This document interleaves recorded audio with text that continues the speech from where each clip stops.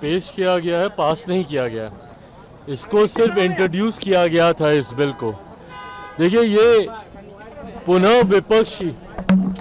पुनः वही साजिश शुरू हुई है जहां पर दूसरों को भ्रमित करना, दूसरों को डराने का प्रयास पुनः विपक्ष ने शुरू किया।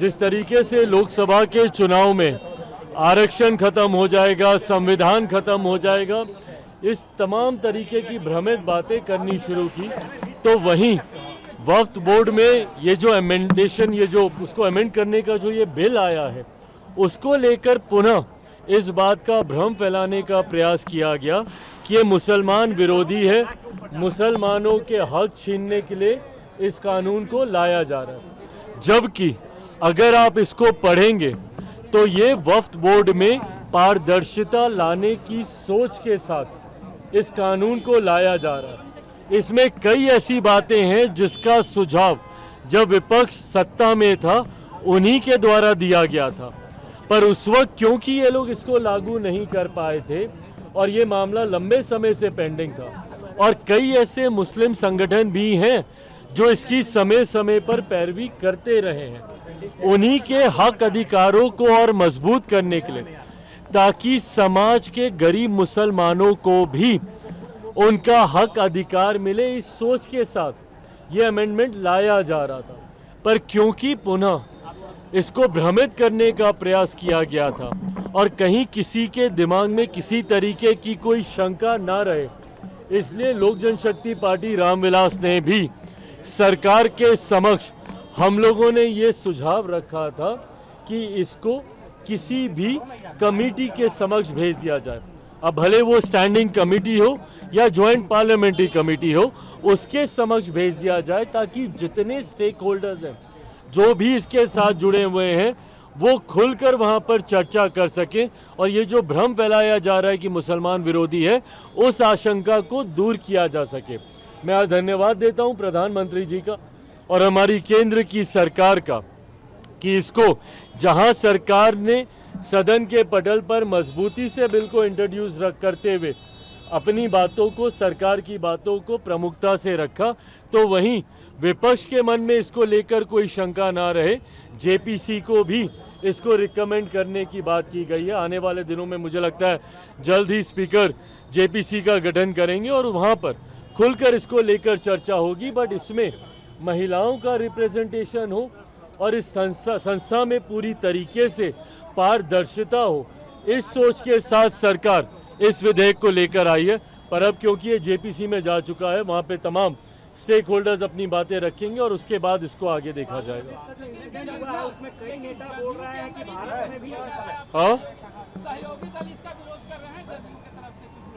कौन विरोध कर रहा है? मतलब अब पता नहीं अब और कोई कर रहा है कि नहीं कर रहा है, पर ललन बाबू ने तो आज खुलकर इसका समर्थन किया ही है।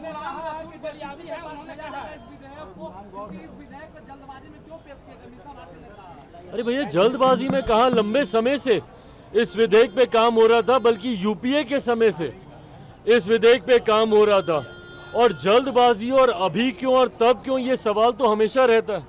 अगर इस विधेयक को आज से अगर हम लोग 6 महीना पहले लाते तो बोलते क्योंकि चुनाव है, तुष्टीकरण करना चाह रहे हैं इसलिए आप लेकर आए हैं। आज जब हम लोग लेकर एक ऐसे समय पर आए हैं जब दूर दूर तक 3 राज्यों का चुनाव भी अभी भैया दूर है, उसका भी अभी नोटिफिकेशन नहीं आया है, तो अभी क्यों लेकर आए, ये सवाल तो विपक्ष हमेशा पूछेगा। पर हाँ, जिसके लिए हम लोग कमिटेड हैं, और जहाँ तक रही बात भैया लोक जनशक्ति पार्टी रामविलास की, हम लोग का कमिटमेंट समाज के वंचित, समाज के गरीब वर्ग, समाज के अल्पसंख्यक वर्ग के साथ हमेशा से रहा है। मेरे नेता, मेरे पिता आदरणीय रामविलास पासवान जी का कमिटमेंट रहा है। ऐसे में सरकार का हिस्सा रहते हुए ऐसा कोई विधेयक हम लोग के रहते हुए नहीं आएगा जो समाज के किसी भी वर्ग के साथ कोई अन्याय करे।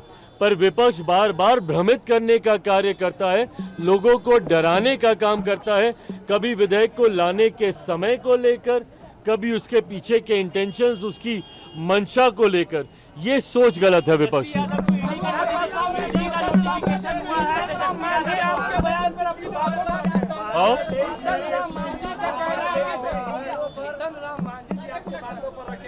अपनी बात बहुत कर रहे हैं कि केवल 4 ही जाति के लोग आगे बढ़ेंगे। देखिए, मांझी जी के बयान पे मैं कोई टिप्पणी नहीं करूंगा, पर क्योंकि इस दौरान मैंने कई अनुसूचित जाति संगठनों से मैंने बातचीत की, पार्लियामेंट में कई सांसदों से मैंने बातचीत की और संभवतः आने वाले दिनों में अनुसूचित समाज से आने वाले सांसदों के साथ एक सर्वदलीय बैठक भी हम लोग करेंगे। ऐसे में मैंने इस बात को प्रमुखता से तब भी कहा था, पुनः एक बात दोहराता हूँ कि इसमें जो ये ऑब्जर्वेशन सुप्रीम कोर्ट के आए हैं, इसमें कहीं पर भी अनटचेबिलिटी शब्द का जिक्र भी नहीं है। अगर आप 550 पन्नों से ज़्यादा का ये जो ऑब्जर्वेशन आया है, उसमें अगर आप टिप्पणियों को पढ़ेंगे तो कहीं पे भी अनटचेबिलिटी के शब्द का इस्तेमाल नहीं किया गया। जबकि अनुसूचित जाति ये वो कास्ट हैं जिनको शेड्यूल किया गया है भारत के संविधान में, जिनका आधार ही छुआछूत रहा, जिनको समय समय पर सिर्फ और सिर्फ छुआछूत की वजह से गांव से बाहर रखा गया, इनको छूना पाप माना गया, इनको देखना तक पाप माना गया। ये वो जातियां हैं। तो ऐसी जातियों में क्रीमी लेयर का प्रावधान संभव ही नहीं है। क्यों? क्योंकि आज भी ऐसे उदाहरण हैं जहां पे एक दलित युवक को घोड़ी चढ़ने पर रोका जाता है। हाल फिलहाल का उदाहरण, एक आईपीएस ऑफिसर ने सिक्योरिटी की डिमांड की ताकि वो घोड़े पे चढ़कर अपनी बारात को लेकर जा सके।